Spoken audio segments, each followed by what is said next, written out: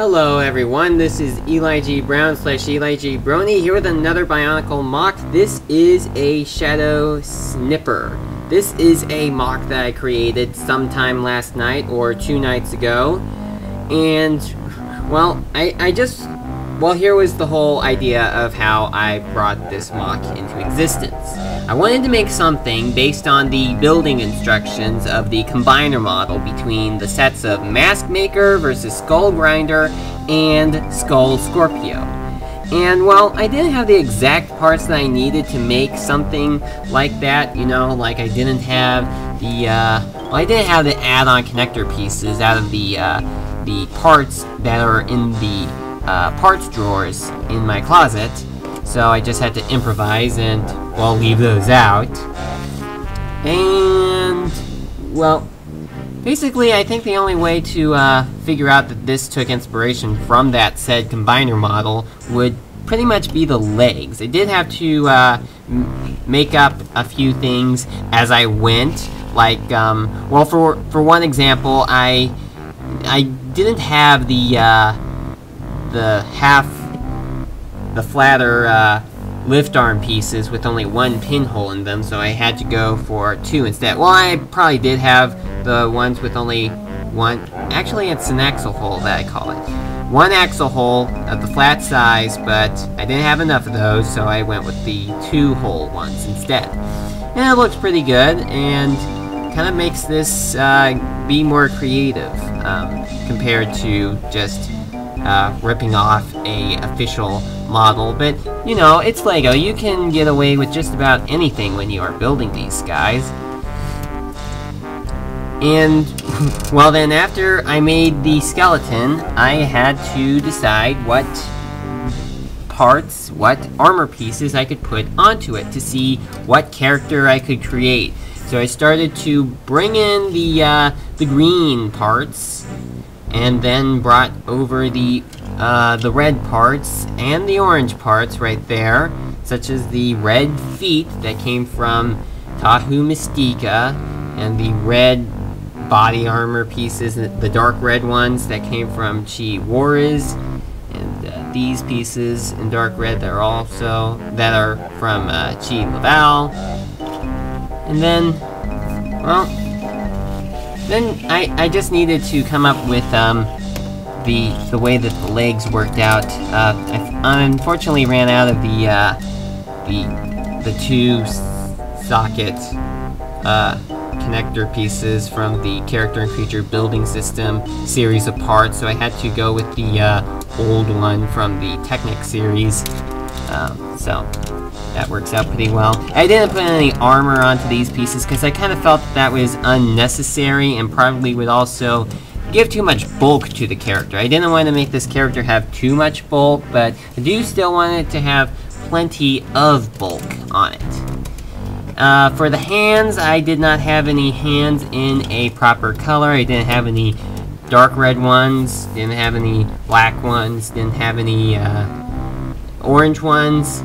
And of course, they don't exist in this color of green. At least not as of the time of this video. It may exist in that color sometime in the future, but here now, in 2015, we do not have the hand pieces in this shade of green.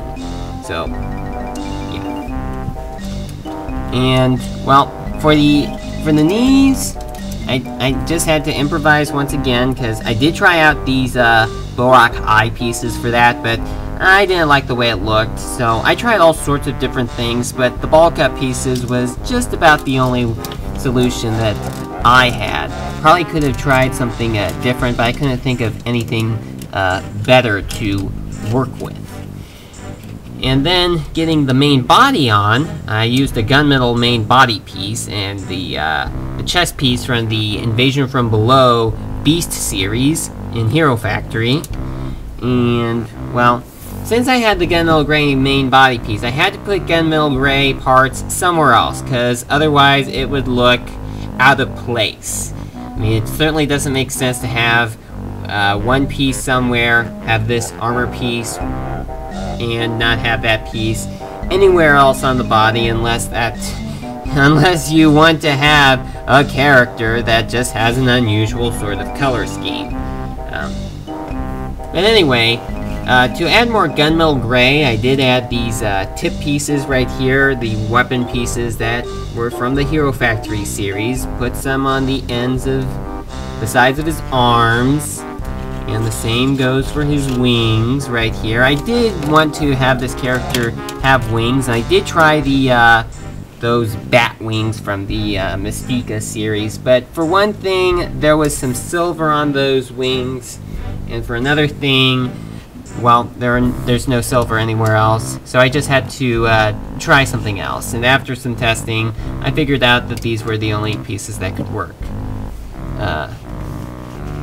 So for the head, I decided on the dark red Roxy head, though this particular one is actually from Rahaga Nork from the 2005 Web of Shadows series in Bionicle. The Web of Shadows series was released a decade ago today, and the movie is going to be celebrating its 10th anniversary in a couple of weeks on October 11th. Because, well, it was released on October 11th in 2005, so that means that this year, on October 11th, the third movie will be 10 years old.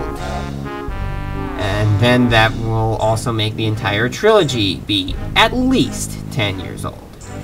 Okay, anyway, getting back to the MOC itself, I had to come up with some sort of hands for this. I didn't have any actual claws. Oh, I already talked about the hands, didn't I? And I didn't even tell you about I didn't even tell you about the claws that I just had to customize. Well, I probably could have used Ben 10 claws if I even had them. And I probably could have also used, maybe Onua's claws, but I didn't have those either. So I just had to come up with custom claws. And that's what I did here. Now, of course, for obvious reasons, I do not have a gearbox. You know, like the gearbox that was introduced with the Toa sets, as well as the majority of the Skull Villain sets. So I had to improvise and just use another main body piece for the back where the arms connect to. Like these three long-sized orange armor pieces connect to the socket pieces on the actual torso that is used, while the arms themselves are connected to the back torso. That's kind of how it went with with later sets in the Character and Creature Building System series. And, well, to kind of make up for the fact that I had an odd number of the light green shoulder armor pieces and the orange 3 long size armor pieces, I just put those on the back for a bit of coverage, and so they would have a place to go. I did actually think about putting an armor piece on here, like one of those pieces from the Fire Villains in Hero Factory, but that got in the way of the wing, so I had to take that out. Probably could have added in something that wouldn't have gotten in the way, like maybe add in one of those Savage Planet add-on pieces, like what Bulk had with his weapons, or those other pieces like on Scorpio, not Skull Scorpio, but Scorpio from Hero Factory. Could have used one of those, but I didn't. I did have one, and I probably could have used it, but I didn't. And besides, it's just the back, and I'm pretty happy with the way that the final product actually came out. So that is about it for this one.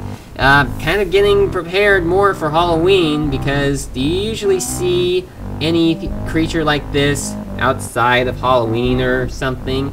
Probably could also be kind of a little thing to get ready for Web of Shadows 10th anniversary. So that's it. That's the Shadow Snipper. It just recently came up with the name, and I will see you again in my next video.